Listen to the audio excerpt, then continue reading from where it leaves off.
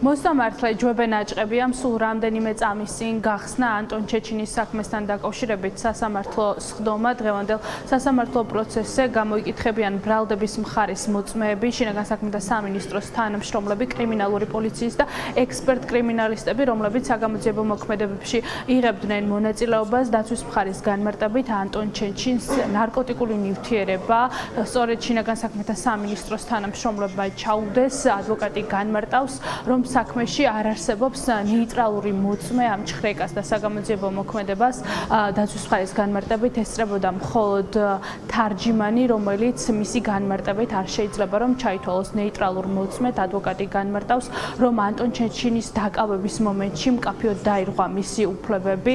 თავად ანტონ ჩეჩინმაც წინა სასამართლო პროცესზე კითხვები დაუსვა გამომძიებელს და უთხრა, რომ სწორედ მისი დაკავების დროს ადგილი ჰქონდა ხელის და ბარათის გარტყმას სახეში. დღევანდელ სასამართლო პროცესზე სავარაუდოდ ჩეჩინს კითხვები ექნება იმ მოწმეებთან, რომლებიც სხდომაზე გამოიკითხებიან.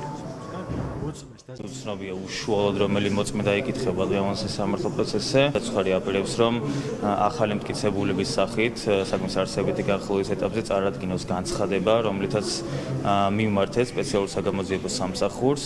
ერთი ინფორმაციას აძლევს საგამოძიებო ორგანოს, გულისხმობს სპეციალურ საგამოძიებო სამსახურს, რომ კი ბატონო, იქ ვიმყოფებოდი, მართალია მე უშუალოდ ხელი არ დამიკარვებია ანტონ ჩეჩინისთვის, მაგრამ იქ ვიმყოფებოდი და ვხედავდი. მეორეს მხრივ სასამართლო პროცესზე განაცხადა, რომ იქ საერთოდ არ იმყოფებოდა და საერთოდ არ დაუნახავს ანტონ ჩეჩინის მოთავსება ავტომანქანაში. ადგილი ქონდა ფიზიკურ ძალადობას, გულისხმობა კეფაში ჩარტყმას და ასე პლასტიკური ბარათის გარტყმას.